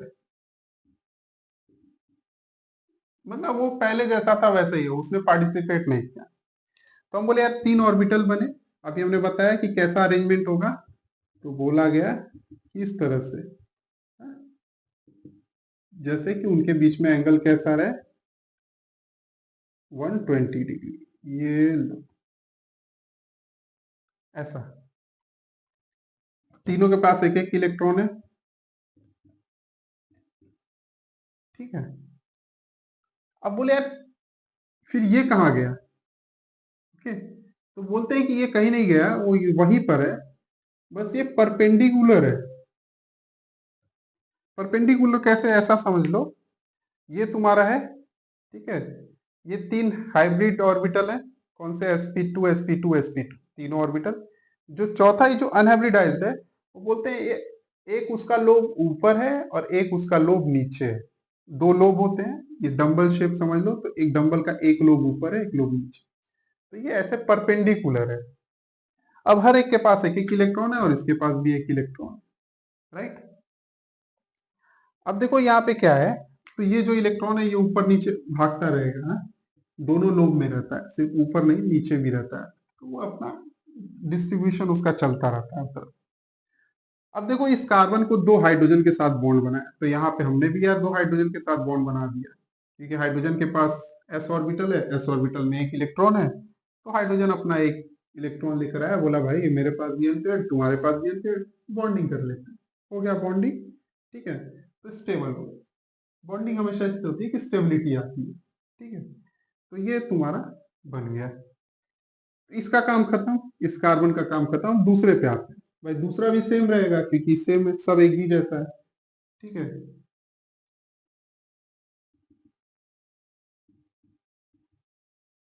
तो इसके पास भी 3 नए ऑर्बिटल है, 3 नए हाइब्रिडाइज्ड ऑर्बिटल है, ठीक है। तीनों के पास एक एक इलेक्ट्रॉन है, 1 2 3। तो देखो यहाँ पे एक बॉन्डिंग हो गई इनके बीच में, कौन सा बॉन्ड है, ये सिग्मा बॉन्ड है। क्यों, क्योंकि हेड टू हेड ओवरलैप हुआ है। ये भी 2 हाइड्रोजन के साथ बॉन्डिंग कर लिया, ठीक है। अब इसके पास भी एक अनहाइब्रिडाइज्ड ऑर्बिटल है, ओके, इसके पास भी क्या है, एक अनहाइब्रिडाइज्ड ऑर्बिटल है, जो कि वो भी परपेंडिकुलर है, ओके। अब इसकी वजह से क्या होगा, इनके बीच में, अब देखो ये जो दोनों है ना, ये आपस में इस तरह से ओवरलैप करते हैं, बहुत क्लोज होते हैं ये। हम यहाँ पे बोर्ड पे बनाते समय दिखाते हैं कि बहुत दूर दूर है, बट एक्चुअली में बहुत क्लोज होते हैं। तो क्लोज होने की वजह से वो आपस में ऐसे ओवरलैपिंग होती है, ठीक है, तो ये ओवरलैपिंग हो रही है। अब इसी ओवरलैपिंग को याद करो, हम इनऑर्गेनिक में पढ़ते हैं कि जब भी ऑर्बिटल्स के बीच में साइड वाइज ओवरलैपिंग होता है, मेनली तुम्हारा पी ऑर्बिटल और डी ऑर्बिटल में, तो जब भी साइड वाइज ओवरलैपिंग होता है तो एक वो भी एक बॉन्ड होता है, और उस बॉन्ड को बोलते हैं पाई बॉन्ड। तो ये कौन सा बॉन्ड है, ये पाई बॉन्ड है, पाई बॉन्ड, समझा? तो सिग्मा बॉन्ड हमेशा हाइब्रिड ऑर्बिटल बनाएंगे। ये अनहाइब्रिडाइज्ड ऑर्बिटल थे जिन्होंने पाई बॉन्ड का निर्माण किया। ये तो एक ही बॉन्ड है, ऐसा नहीं कि ऊपर भी एक बॉन्ड नीचे, नहीं, ओवरऑल एक ही बॉन्ड उसको कंसीडर करते हैं। तो यहाँ पे देखो दो बॉन्ड दिखाया है हमने कार्बन कार्बन के बीच में, एक कौन सा था, एक ये सिग्मा बॉन्ड जो कि उनके हेड टू हेड ओवरलैप की वजह से बना, ठीक है। तो एक सिग्मा होता है और दूसरा जो होता है वो अनहाइब्रिडाइज्ड पी ऑर्बिटल जब ओवरलैप करता है तो हम बोलते हैं वो पाई बॉन्ड है। तो एक तुम्हारा पाई बॉन्ड है, क्लियर? ओके। तो अब देखो, अब इसमें एक सवाल कैसे पूछता है, बोलता है कि यार ये बताओ कि ये जो बॉन्ड है, इस बॉन्ड में कौन कौन से ऑर्बिटल इन्वॉल्व है। तो बोलेंगे यार ऑर्बिटल किसके इन्वॉल्व है, ये बॉन्ड किसके किसके बीच में है, कार्बन के और हाइड्रोजन के। तो हाइड्रोजन का कौन सा ऑर्बिटल है, एस ऑर्बिटल ही है ना, ये एस ऑर्बिटल है। लेकिन कार्बन का कौन सा ऑर्बिटल है, तो कार्बन का एक हाइब्रिड ऑर्बिटल था। हाइब्रिड ऑर्बिटल का नाम क्या था, हाइब्रिड ऑर्बिटल का नाम क्या था तुम्हारा sp2। ये तीनों के नाम क्या है तुम्हारे sp2। तो हम बोलेंगे कि ये जो बॉन्ड है वो s और sp2 के बीच में, s ऑर्बिटल ऑफ हाइड्रोजन और sp2 ऑर्बिटल ऑफ कार्बन। तो इस तरह से सारे जो बॉन्ड है वो वैसे ही है, ये दो तीन चार। ये वाले जो है, एक सिग्मा बॉन्ड जो है वो किसके किसके बीच में, sp2 ऑफ दिस और sp2 ऑफ दिस। तो एक जो सिग्मा बॉन्ड है कार्बन कार्बन के बीच में, ठीक है, वो क्या है तुम्हारा sp2 और sp2 के बीच में है, राइट। और एक जो है तुम्हारा क्या है, वो तुम्हारा pb ऑर्बिटल के बीच में जो पाई बॉन्ड है, वो क्या है, p orbital of this carbon, p orbital of this carbon, जो कि अनहाइब्रिडाइज था। तो ये सारा इंपॉर्टेंट चीज है। सबसे इंपॉर्टेंट क्या है, sp2 हाइब्रिडाइजेशन है, ट्राइगोनल प्लेनर है, और एक अनहाइब्रिडाइज p ऑर्बिटल होता है विच पार्टिसिपेट इन पाई बॉन्ड, इसी को पाई बॉन्ड बोलते हैं। थोड़ा वीक होता है क्योंकि इतना अच्छा ओवरलैपिंग नहीं हो पाती जब साइड्स होती है तो, ठीक है। तो पाई बॉन्ड थोड़ा वीक होता है। तो ये हो गया तुम्हारा इथीन के बारे में। अब ये जो हमारा नेक्स्ट रहेगा वो है तुम्हारा इथाइन का। तो इसको जल्दी से खत्म करते हैं इथाइन वाला, क्योंकि अब ज्यादा कुछ है नहीं समझने के लिए।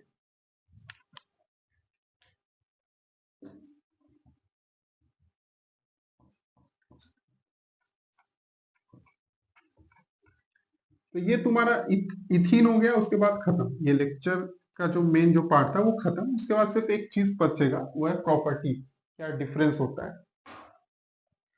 देखो इथाइन, इथाइन मतलब तुम्हारा C triple bond C H, ये तुम्हारा इथाइन, ठीक है। सिंपल देखो, दोनों सेम कार्बन है, ठीक है, C1 C2 ऐसे मान ले। तो एक को समझेंगे तो दूसरे को ऑटोमेटिक समझ जाएंगे। तो कार्बन का हाइब्रिडाइजेशन पहले ही बता दिया, सेम रहेगा यहाँ पे भी, ठीक है। ये 2s ऑर्बिटल है और ये क्या है 2p ऑर्बिटल्स है। सब में एक एक इलेक्ट्रॉन डिस्ट्रीब्यूट कर दो, टेट्रावेलेंट हो गया। अब यहाँ पे हाइब्रिडाइजेशन क्या होता है, यहाँ पे जो हाइब्रिडाइजेशन होगा वो होगा कि ये सिर्फ एक s ऑर्बिटल और एक p ऑर्बिटल, सिर्फ यही दो हाइब्रिडाइज करेंगे, राइट। और जो दो p ऑर्बिटल्स हैं वो एज इट इज ही रह जाएंगे। तो ये दोनों क्या है, p ऑर्बिटल्स हैं, p ऑर्बिटल्स। और ये क्या है तुम्हारा, ये हाइब्रिडाइज्ड ऑर्बिटल है,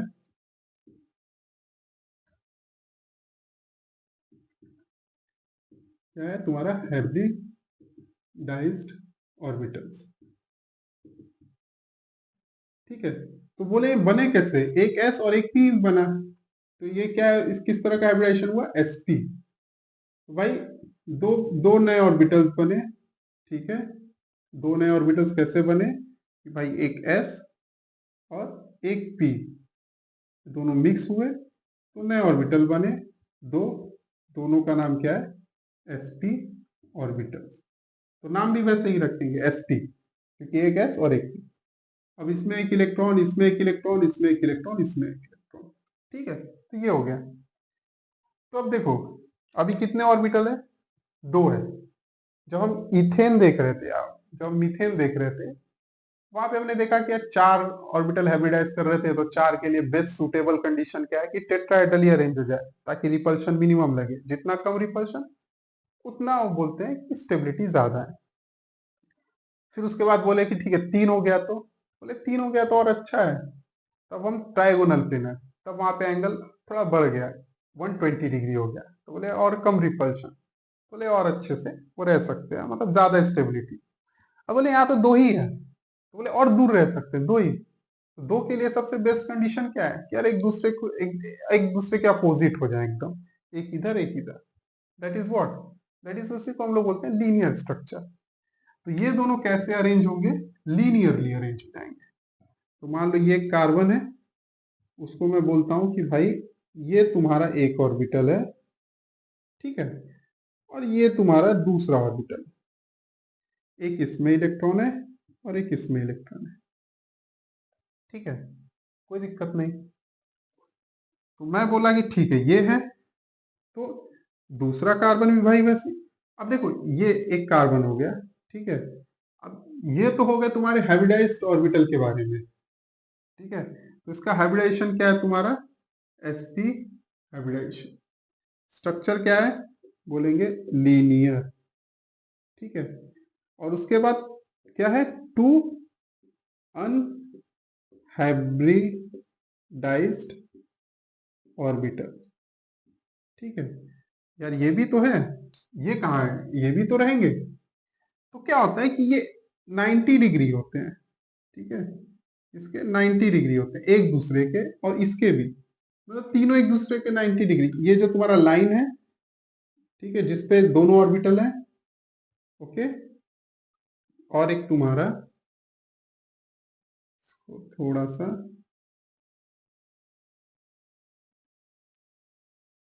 ऐसा, तो यहाँ पे ऐसा दिख रहा है, बट तुम ऐसा समझो कि ये एक ऑर्बिटल हो गया, ठीक है। ये एक तुम्हारा ये जो लाइन में है, इसमें दोनों ऑर्बिटल है, एक इसके ऊपर ऐसे 90 डिग्री ऊपर नीचे है, और एक ऐसे जो उसको बाइसेक्ट कर रहा है 90 डिग्री वैसा, ठीक है। तो जैसे तुम्हारे तीनों एक्सिस होते हैं वैसे हो गए, 3 अलग अलग एक्सिस पे हो गए, ओके। तो भाई इसमें भी एक एक इलेक्ट्रॉन्स है, वो भी हमने भर दिया। अब हम बोल रहे हैं कि यार ये देखो क्या, एक हाइड्रोजन के साथ बॉन्ड बना रहे हैं एक कार्बन, तो ये लो हाइड्रोजन के साथ हमने बना दिया, ठीक है, ये एक बॉन्ड हो गया। तो कैसा बॉन्ड हुआ, सिग्मा बॉन्ड हुआ, क्योंकि वो हेड टू हेड ओवरलैप। अब जो दूसरा कार्बन है यार वो भी वैसा ही बिहेव करेगा, ठीक है। ये लो, ये इसका एक बॉन्ड हो गया, कौन सा, हाइब्रिड ऑर्बिटल हो गया, ओके। उसके पास एक इलेक्ट्रॉन, तो भाई ये तो आपस में शेयर करने लगे, इलेक्ट्रॉन शेयर करने लगे, मतलब तुम्हारा बॉन्ड हो गया। इधर भी एक एक तुम्हारा इलेक्ट्रॉन, तो ये किसके साथ, हाइड्रोजन के साथ। तो ये दूसरा कार्बन है, ठीक है, इसको C1 मान लो या C2, ठीक है। अब यहाँ पे इसके पास भी 2 अनहाइब्रिडाइज्ड ऑर्बिटल है, एक यहाँ,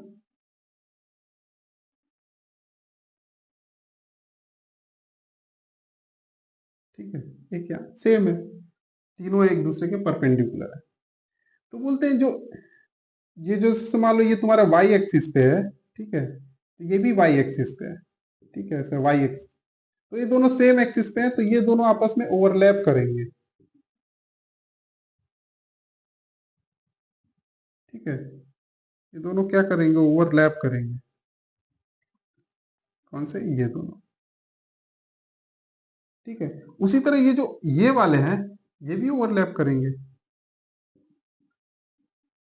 ठीक है, ये भी ओवरलैप करेंगे। तो यार दो ऑर्बिटल एक्स एक्सिस पे, ऐसा समझ लो एक्स एक्सिस पे ओवरलैप कर रहे हैं, तो एक पाई बॉन्ड बना, और दूसरे वाई एक्सिस पे भी ओवरलैप कर रहे हैं, तो वही पाई बॉन्ड बना। तो इसका मतलब यहाँ पे ये दोनों मिलके 2 पाई बॉन्ड बनाएंगे, राइट। तो यहाँ पे हम जो बोलते हैं ना कि देखो 3 बॉन्ड है, 3 बॉन्ड में से 2 तो साइड वाइज ओवरलैप से हुए हैं, इसलिए हम बोलते हैं 2 पाई बॉन्ड है, ठीक है। और एक जो है हेड टू हेड ओवरलैप हुआ है यहाँ पे, ठीक है, जो हाइब्रिडाइज्ड ऑर्बिटल हुआ है, तो बोलते हैं एक सिग्मा बॉन्ड है, ठीक है। बाकी ये भी सिग्मा बॉन्ड है और ये भी सिग्मा बॉन्ड है, ठीक है। ये जो कार्बन हाइड्रोजन के बीच में ये सिग्मा है, ये भी सिग्मा है, लेकिन यहाँ पे जो 3 है उसमें से 2 पाई है और एक सिग्मा। तो ये इंपॉर्टेंट चीज है। तो इस तरह से हमारा जो ये पूरा पार्ट था वो खत्म हुआ कि भाई क्यों तुम्हारा स्ट्रक्चर देखो कैसे तीनों के अलग अलग है, राइट। तीनों में कार्बन है, इथेन में भी, इथाइन में भी और इथीन में भी, बट तीनों के स्ट्रक्चर अलग अलग है। एक लीनियर है, लीनियर है तो एंगल कितना है यहाँ पे तुम्हारा 180 डिग्री, राइट। बाकी तुम्हारा उसमें ट्राइगोनल प्लेनर था इथीन वाला, तो वहां पे कैसा था तुम्हारा, वहां पे 120 डिग्री था। और उसके पहले तुम्हारा इथेन था तो वहां पे 109 डिग्री 28 मिनट, जो कि टेट्राहेड्रल था। तो ये तो हो गया तुम्हारा स्ट्रक्चर। अब इन स्ट्रक्चर की वजह से या इन हाइब्रिडाइजेशन की वजह से कार्बन की प्रॉपर्टीज में क्या चेंज होते हैं उसको थोड़ा सा समझने की कोशिश करेंगे हम लोग, ठीक है, कंपैरिजन कर लेंगे। तो कंपैरिजन क्या करना है हमें,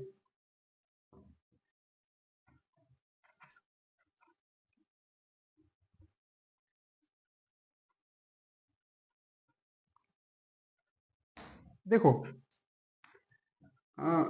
इथेन बनाते हैं लोग CH3 एक है तुम्हारे यहाँ पे इथीन CH2 और यहाँ पे एक है तुम्हारा ethyne CH triple bond CH, ठीक है।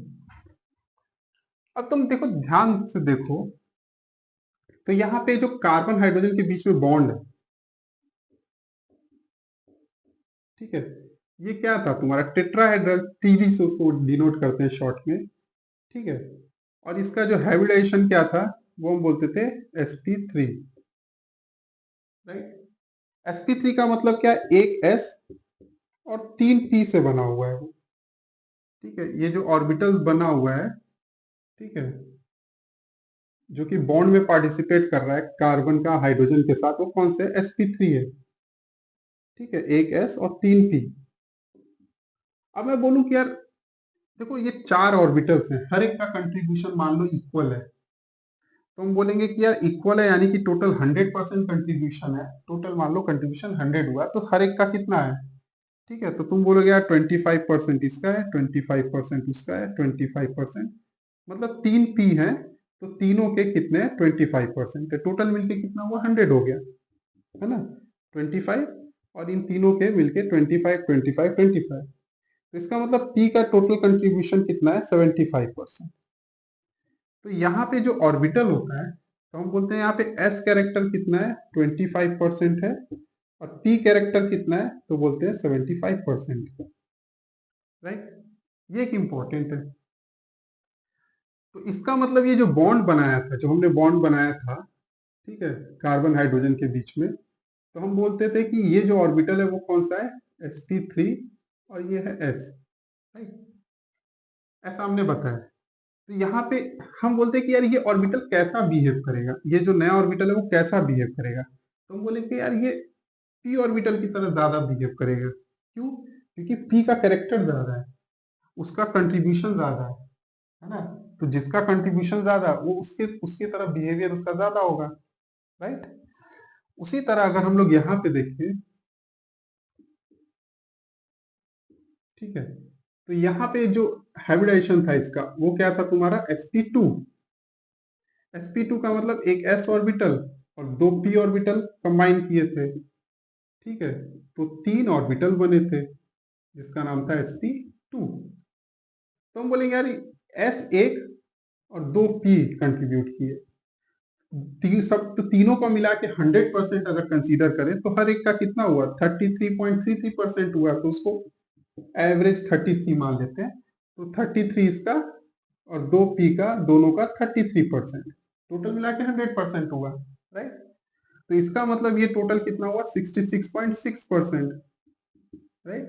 तो एस कैरेक्टर तुम्हारा कितना है 33% और 66% कितना है टी कैरेक्टर है इसके अंदर, इसके अंदर इसके अंदर 33% तुम्हारा एस हो गया, एस कैरेक्टर मतलब एस कैरेक्टर का मतलब एस की तरह बिहेव करेगा। हर ऑर्बिटल का थोड़ा अलग बिहेवियर होता है, एस का अलग होता है, पी का अलग, डी का अलग, एफ का अलग, तो लेकिन एस के जैसा 33% बिहेवियर होगा और 66% तुम्हारा पी जैसा होगा, अब आते हैं उस पे।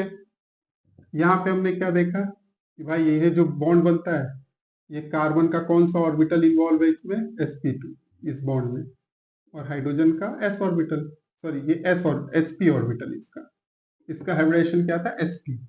इसका मतलब एक s और एक p, राइट, है ना।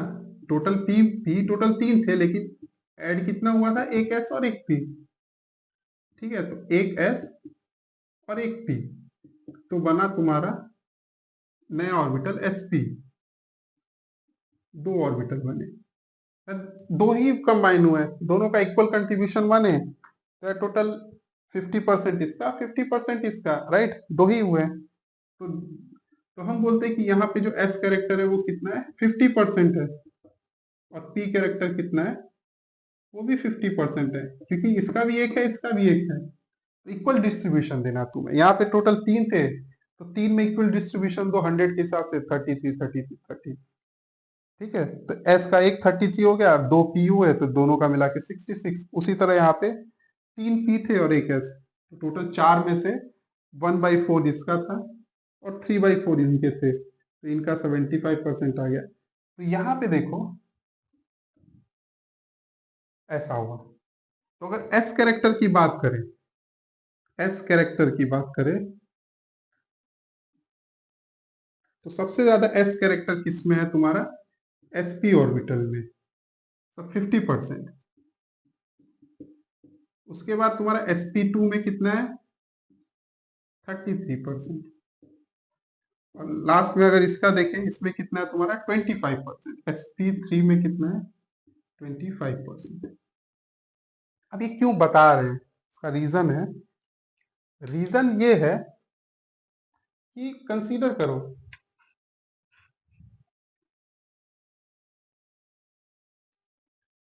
किसी एक बॉन्ड को पकड़ के थोड़ा समझने की कोशिश करेंगे। ठीक है,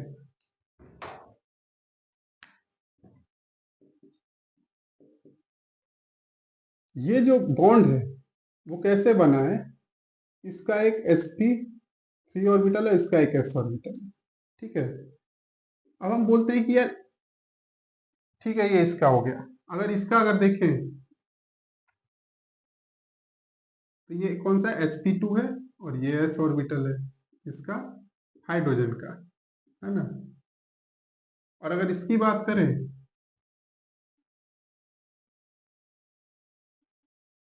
तो ये कौन सा है, sp ऑर्बिटल है, ये s ऑर्बिटल है हाइड्रोजन का। ठीक है, अब देखो s करेक्टर ज्यादा होने का मतलब क्या है, जो s ऑर्बिटल होता है वो न्यूक्लियस के पास होता है। न्यूक्लियस के पास क्या होता है, तुम्हारा प्रोटॉन्स होते हैं, राइट। तो अगर तुम्हारा ऑर्बिटल भी पास हुआ, ओके, न्यूक्लियस के पास, तो ऑर्बिटल के अंदर क्या इलेक्ट्रॉन्स है, तो जितना न्यूक्लियस के पास रहेगा, न्यूक्लियस के पास है पॉजिटिव चार्ज, और जो ऑर्बिटल्स हैं उसके अंदर है इलेक्ट्रॉन, इलेक्ट्रॉन पे नेगेटिव चार्ज। जितना क्लोज होते जाएंगे उतना ज्यादा उनके बीच में क्या होगा, अट्रैक्शन फोर्स रहेगा, राइट। तो इसलिए बोलते हैं एस ऑर्बिटल का बहुत ज्यादा अट्रैक्शन फोर्स होता है न्यूक्लियस की तरफ, क्योंकि वो न्यूक्लियस के बहुत क्लोज होता है।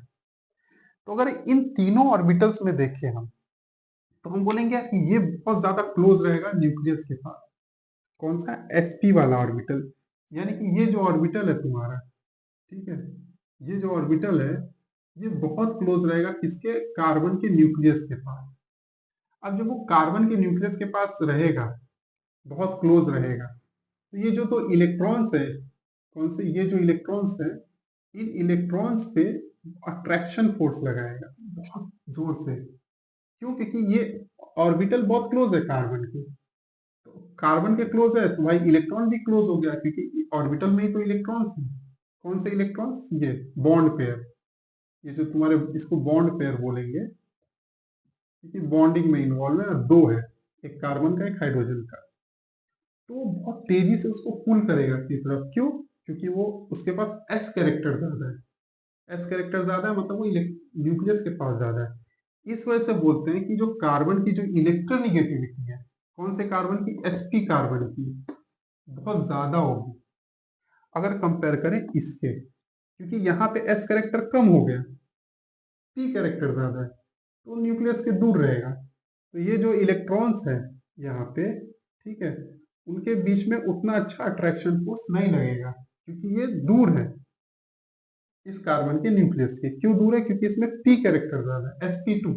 यहाँ पे पी का कैरेक्टर 66% है, एस का कैरेक्टर कम हो गया, तो इसलिए हम बोलते हैं कि इसकी इलेक्ट्रोनिगेटिविटी कम हो गई। इलेक्ट्रोनिगेटिविटी का मतलब यही होता है कि तुम्हारी capacity, the capacity in which you can attract the shared paired electron, जो शेयरिंग में जो इलेक्ट्रॉन है उसको कितना तेजी से तुम अपनी तरफ खींच सकते हो। शेयरिंग में जो तुमने शेयर किया है किसी दूसरे एटम के साथ, उसको कितना तेजी से अपनी तरफ अट्रैक्ट कर सकते हो। तो यहाँ पे वो शेयरिंग कम है, सॉरी वहां पे वो अट्रैक्शन कम है, जिसके वजह से हम बोलेंगे यार उस कार्बन की इलेक्ट्रोनिगेटिविटी कम है, ठीक है। और यहाँ पे तो एस का करेक्टर और भी कम हो गया, राइट। तो इसका मतलब हम यहाँ पे लिखते हैं electronegativity of sp carbon is greater than sp2 which is greater than sp3। तो ये बहुत इंपॉर्टेंट है। अब इसके वजह से ही हम लोग कई बार एसिडिक कैरेक्टर ऑफ इथीन पढ़ते हैं, जो कि हम लोग बाद में पढ़ेंगे जब हाइड्रोकार्बन चैप्टर पढ़ेंगे तो वहां समझेंगे। बट ये चीज समझना बहुत इंपॉर्टेंट है, जो कि किसी बुक में इतने आसानी से नहीं पढ़ाया गया होता है, ठीक है। लेकिन यहाँ पे इसको मैंने थोड़ा इलेबोरेट करके समझाने की कोशिश किया है कि क्यों ऐसा होता है, कि why electronegativity of sp is greater than sp2 which is greater than sp3। क्योंकि यहाँ पे sp वाले ऑर्बिटल में s का करेक्टर 50% सबसे ज्यादा है, तो क्लोज रहेगा न्यूक्लियस के। जितना क्लोज रहेगा तो न्यूक्लियस के पास प्रोटॉन है, न्यूक्लियस उस प्रोटॉन है तो बोलेगा यार इलेक्ट्रॉन को अपनी तरफ खींचेंगे। और यही जो पावर होती है इलेक्ट्रॉन्स को अपनी तरफ पुल करने की, दैट इज कॉल्ड इलेक्ट्रोनिगेटिविटी। तो ये आज का टोटल चैप्टर का था कि आज हमने क्या देखा। जो सबसे इंपॉर्टेंट है स्ट्रक्चर ऑफ ऑर्गेनिक कंपाउंड, तो ये एक बेसिक स्ट्रक्चर है। अब इसके अलावा जब हम हर चैप्टर्स में जाएंगे, जैसे कार्बोक्सिलिक एसिड हो गया, अल्कोहल हो गया, फिनॉल हो गया, ईथर हो गया, ठीक है, नाइट्रोजन कंटेनिंग कंपाउंड्स हो गए, तो हर हर चैप्टर में भी हम लोग मॉलिक्यूल के स्ट्रक्चर के बारे में या फंक्शनल ग्रुप के स्ट्रक्चर के बारे में थोड़ा थोड़ा पढ़ते हैं, ठीक है। बट यहाँ पे बेसिक्स जो है यहीं से स्टार्ट हो जाता है, जहाँ पे हमें एटलीस्ट एक आइडिया मिल जाता है कि स्ट्रक्चर कैसे डिफाइंड होता है, कैसे डिफाइंड होता है हाइब्रिडाइजेशन के ऊपर। सब कुछ हाइब्रिडाइजेशन डिसाइड करता है। तो आज के लिए इतना ही। अभी हम लोग इसके बाद नेक्स्ट चैप्टर देखेंगे। नेक्स्ट चैप्टर मतलब इसी चैप्टर में हम लोग दूसरा पार्ट देखेंगे। तो आज के लिए इतना ही। इसको अच्छे से पढ़ो, जितना समझ में, अगर एक दो बार और देखोगे तो उसको अच्छे से समझ में आएगा। तो आज के लिए चैप्टर बंद करते हैं। Best of luck.